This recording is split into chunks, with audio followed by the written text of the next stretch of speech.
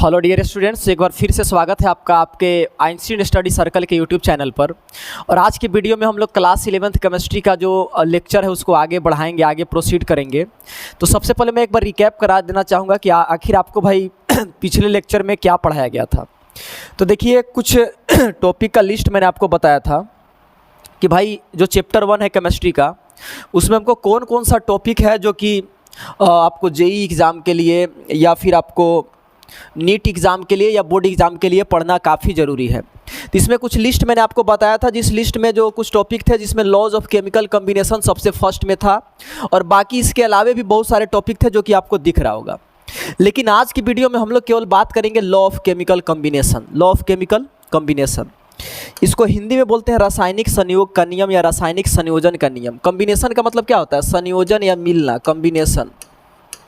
तो रासायनिक संयोजन का नियम क्या होता है? चलिए इसको एकदम दुनिया का सबसे आसान भाषा में समझेंगे और जानेंगे कि रासायनिक संयोजन का नियम आखिर वास्तव में होता क्या है। देखिए, आपको पता है कि जब दो तत्व मिलता है तो एक यौगिक बनता है। इंग्लिश में बोले तो जब दो एलिमेंट मिलता है तो एक कंपाउंड का निर्माण होता है। तो आप बोलिए कि हाँ, तो मुझे एग्जाम्पल दे करके दिखाओ। तो जैसे एक एलिमेंट है और हाइड्रोजन भी एक एलिमेंट है, इसके मिलने से बनता है अमोनिया। क्या बनता है? अमोनिया। अब ध्यान से देखिएगा कि आपको देखकर तो बड़ा सिंपल लग रहा होगा कि यार नाइट्रोजन और हाइड्रोजन रिएक्ट किया और उसके बाद अमोनिया बन गया। लेकिन आपको मैं बता देना चाहूँगा कि यह जो काम है नाइट्रोजन और हाइड्रोजन से अमोनिया बनने का काम, या फिर आप कह सकते हैं कि यह है आपका तत्व। क्या है? तत्व। इंग्लिश में बोले तो एलिमेंट, और ये भी क्या है? एलिमेंट। तो एलिमेंट और एलिमेंट के मिलने से ये बना कंपाउंड। ये क्या बन गया? कंपाउंड। तो एलिमेंट के मिलने से जो कंपाउंड बनता है वह काम एक नियम के अनुसार होता है। याद रखिएगा, यह जो है एक कुछ लॉ इसको फॉलो करते हैं, कुछ लॉ होता है इसके पीछे। बस ऐसे ही नहीं कि बस रिएक्शन हुआ और कंपाउंड बन गया। तो सवाल आता है कि ठीक है, दो एलिमेंट से या दो से अधिक एलिमेंट से कंपाउंड बनाने के लिए कुछ नियमों का ध्यान रखना पड़ता है, कुछ नियमों को पालन करना पड़ता है, और इन्हीं नियमों को बोलते हैं law of chemical combination, Hindi में रासायनिक संयोजन का नियम। मतलब कि तत्व से यौगिक का निर्माण करने के लिए कुछ नियम का पालन करना पड़ता है, जिसे ये हम लोग बोलते हैं रासायनिक संयोजन का नियम, या इसको बोलते हैं लॉ ऑफ केमिकल कॉम्बिनेशन। आप इस डिफिनेशन को साफ साफ लिखिएगा, एकदम सिंपल भाषा में लिखिएगा, क्योंकि हम लोग को रटना नहीं है कोई भी टॉपिक, हम लोग इसको समझने का कोशिश करेंगे। तो अब आपके मन में सवाल आएगा कि ठीक है, केमिकल कॉम्बिनेशन के कितने नियम हैं, मुझे बताइए ज़रा। तो ठीक है, बताते हैं यार।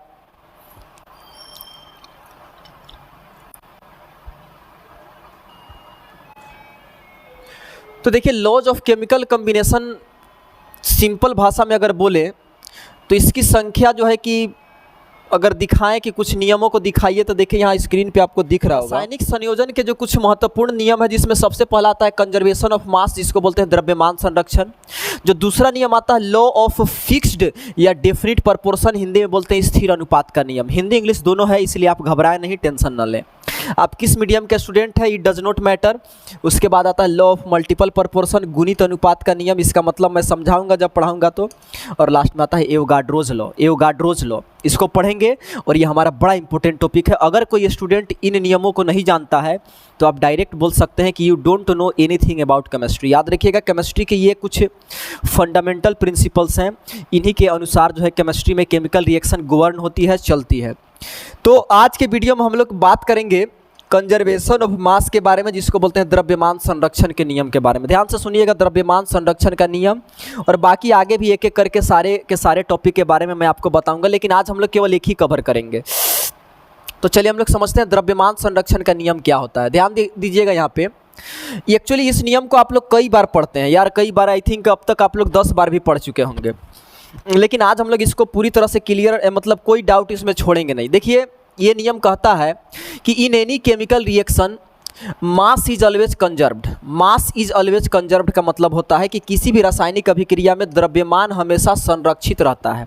संरक्षित रहने का मतलब द्रव्यमान नष्ट नहीं होता है। तो अब आप बोलिए कि ठीक है, ये तो मैं कब से सुनता आ रहा हूँ, तुम मुझे एग्जाम्पल देकर समझा दो। हाँ, तो यहाँ देखिएगा एक एग्जाम्पल मैं लेता हूँ। नाइट्रोजन और प्लस हाइड्रोजन बना लिया अमोनिया। जैसे देखिएगा, नाइट्रोजन प्लस हाइड्रोजन और ये बना लिया अमोनिया। तो अब आप ये बोलिएगा कि यार इसमें तो मैं मास देख रहा हूँ, तो इसका मास आ रहा है, एक नाइट्रोजन का कितना होता है? एक नाइट्रोजन का जो मास होता है वो होता है 14 ग्राम। तो ये 2 है तो लिखिए 28 ग्राम। ठीक है भाई, 28 ग्राम लिख दिए। एक हाइड्रोजन का कितना होता है? 1 ग्राम। हाँ, तो 1 ग्राम होता है तो 2 है तो ये 2 ग्राम। चलो भाई, इधर देखते हैं। नाइट्रोजन बेचारा का 14 ग्राम और इसका 1 गुना 3 यानी कि 1 गुना 3 17 ग्राम। 17 ग्राम आ गया। तो इधर था 30 ग्राम तो इधर 17 ग्राम कैसे हो गया यार? आप तो बोले कि किसी भी रासायनिक अभिक्रिया में द्रव्यमान हमेशा सेफ रहता है, संरक्षित रहता है, तो बाकी मास कहाँ चला गया? तो याद रखिएगा, ये जो मास द्रव्यमान संरक्षण का नियम है, इसको अप्लाई करने के लिए आपको रिएक्शन को बैलेंस करना पड़ता है। क्लास 10th में एक बड़ा ही फेमस क्वेश्चन था कि हमको रासायनिक समीकरण को बैलेंस करना क्यों जरूरी है, किसी भी रासायनिक अभिक्रिया को संतुलित करना क्यों जरूरी है?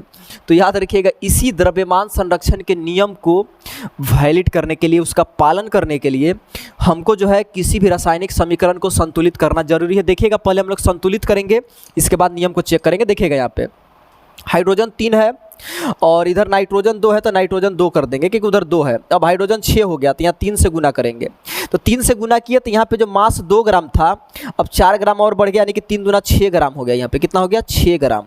तो अब इधर जो रिएक्टेंट पार्टिकल है उसका टोटल मास हो गया 2806, कितना ग्राम हो गया? 34 ग्राम। तो अब मास कंजर्वेशन द्रव्यमान संरक्षण का नियम कहता है कि तो इसका भी मास होना चाहिए 34 ग्राम। चलिए देखते हैं, तो इसमें अब 2 से मल्टीप्लाई हो गया है, तो 2 से मल्टीप्लाई कर दीजिए। 2 से मल्टीप्लाई कर दिए तो आ गया कितना ग्राम? 34 ग्राम आ गया।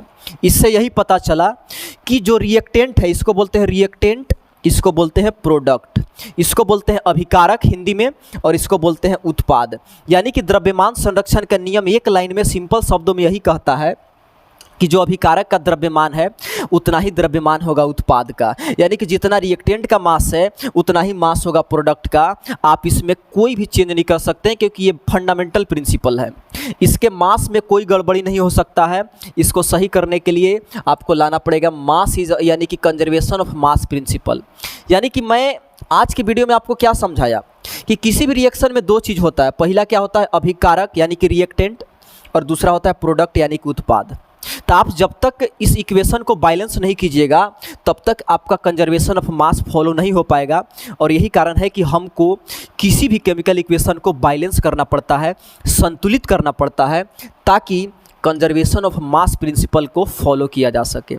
और इस प्रकार आज की वीडियो में आपने पढ़ा द्रव्यमान संरक्षण का नियम, और इसके अलावा भी केमिकल कॉम्बिनेशन, रासायनिक संयोजन के बहुत सारे नियम हैं जिसके बारे में हम लोग अगले वीडियो में पढ़ेंगे। लेकिन इसको आप नोट डाउन जरूर कीजिएगा कि किसी भी रासायनिक अभिक्रिया में जो है कि मास इज ऑलवेज कंजर्व्ड, यानी कि किसी भी रासायनिक अभिक्रिया में द्रव्यमान हमेशा संरक्षित हो रहता है, द्रव्यमान कभी नष्ट नहीं होता है। जैसे आप देखिएगा, इधर 34 ग्राम था ना ये, तो रासायनिक अभिक्रिया होने के बाद भी ये 34 ग्राम ही रहेगा, 34 ग्राम ही रहेगा। इसके मास में कोई चेंज नहीं होगा। There will be no any change in the mass of product, in the mass of product. तो इसका मतलब मैं उम्मीद करता हूं कि इस वीडियो के माध्यम से आपको द्रव्यमान संरक्षण का नियम यानी कि law of conservation of mass पूरी तरह से समझ में आ गया होगा। और अगले वीडियो में हम लोग हमारा जो अगला नियम है उसको पढ़ेंगे, और साथ ही साथ आप इसको नोट डाउन भी कीजिएगा, और इससे रिलेटेड बहुत सारे क्वेश्चन भी सोल्व करेंगे। तो सोल्व करेंगे, लेकिन इस वीडियो को मैं यहीं रोकना चाहूँगा। आप ध्यान से पढ़ाई कीजिएगा, और अगले वीडियो तक के लिए all the best and take care.